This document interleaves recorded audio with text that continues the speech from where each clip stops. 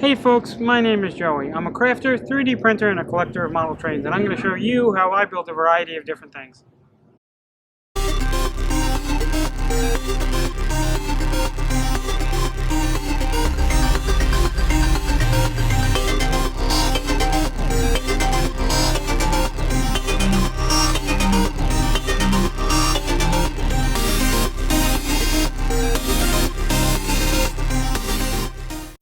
Hey folks, for years I've been searching for an all-aluminum Vista Dome passenger car for my O-scale Empire State Express set.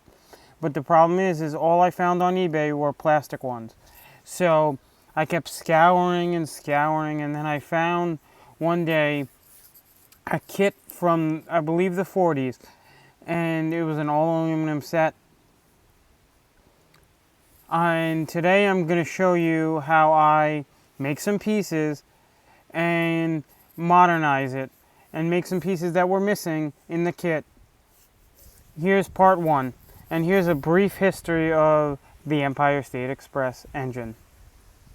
My engine, the New York Central's Empire State Express. The Empire State Express was built in 1941 for the New York Central Railroad, and the cars were contracted to be built by the Budd Company. The Budd Company made parts for the automotive industry, obviously railroad industry, and stuff for missiles, space, and various other defense projects. As you can see here, the Empire State Express was their most advanced engine of its time. And so were the passenger cars. The passenger cars were their most modern cars they had available. They even had air conditioning, which was very rare at that time. It was supposed to be a luxury liner. It debuted on December 7th, 1941. But on that day was a major event in U.S. history. That was the attack of Pearl Harbor. And this was supposed to be their biggest event for the New York Central Railroad. And it was supposed to be their big day, but it was outshined by that attack. Here's a little bit more about the Empire State Express. You could still ride these cars today. There are some of them that are still available to ride for the Rochester and Genesee Valley Railroad Company. They take them out once or twice a year.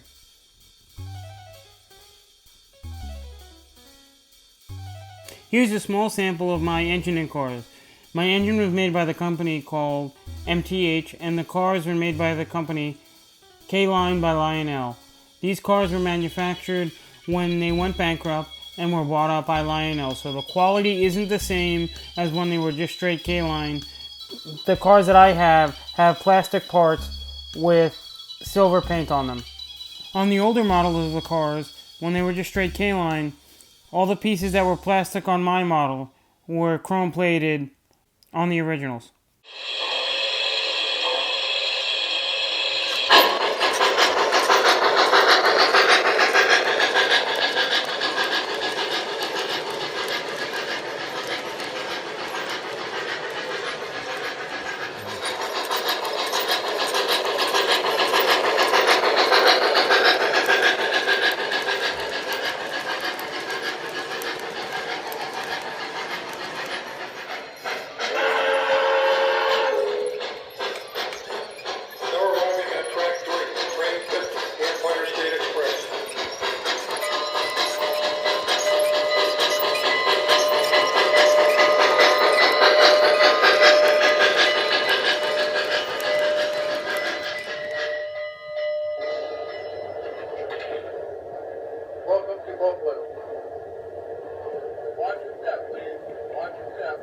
Have a nice day.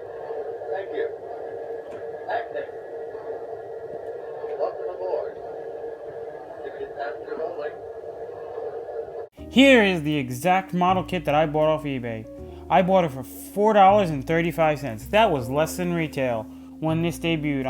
I'm assuming this kit came out in 1949 because that's when this kit was introduced. It came with most of the stuff that I thought was important to put this kit together, except for wheels and trucks. Back in the day, the wheels were sold separately for these kits, but that's okay because I run an O-scale 3-rail, and the ones that were sold for this car were O-scale 2 rail. And I need the third rail to power the lights that I will add.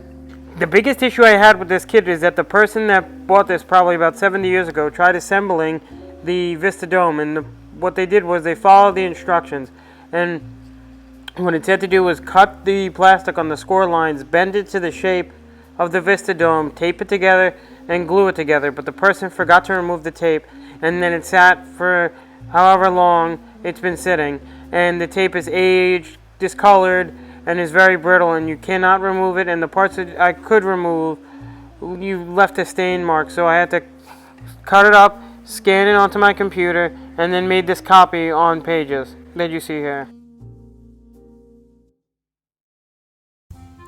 Then the next thing I did was made a rough model of the car in SketchUp, so then I could make this piece.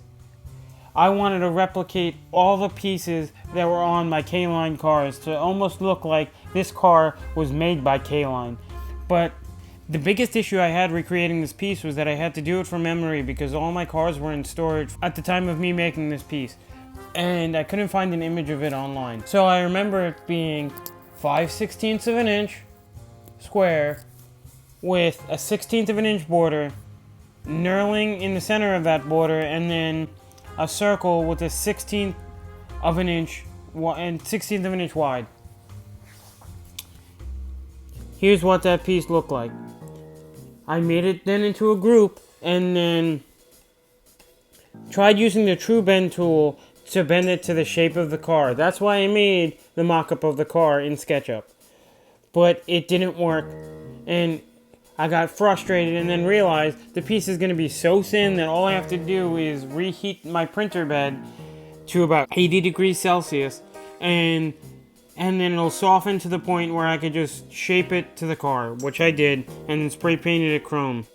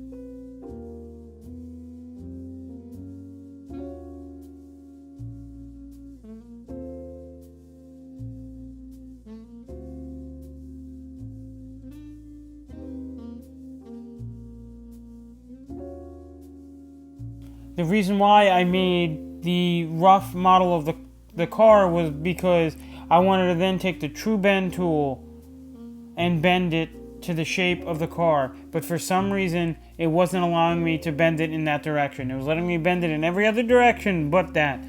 But then I realized I don't need to use the True Bend tool because my model is so thin that all I had to do was heat up the print bed to 80 degrees Celsius and bend it to the shape of the car where I wanted it and let it cool.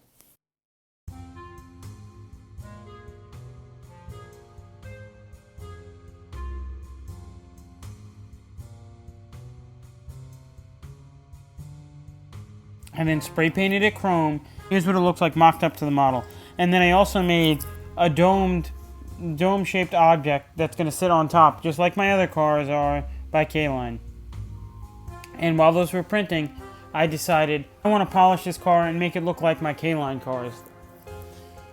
So I followed a video on YouTube on how to polish aluminum without any power tools. In the video, he said you could use any aluminum polish you have, but he used Mother's Mag aluminum polish. So I used Brasso, which is also an aluminum polish. But as you could see, mine did not come out as shiny as I wanted it to.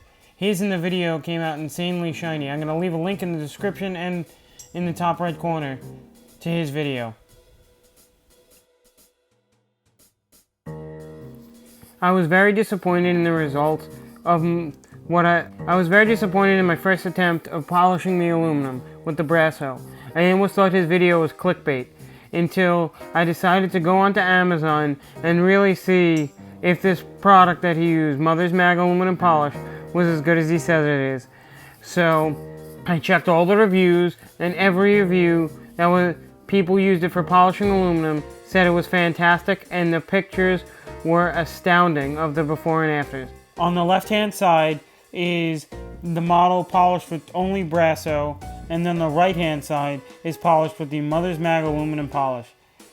Oh my god, it was a night and day difference. I could see myself on the side with the Mother's Mag. It came out fantastic. And stay tuned for part 2 where I make more stuff for this car. Thank you for watching, and please like and subscribe.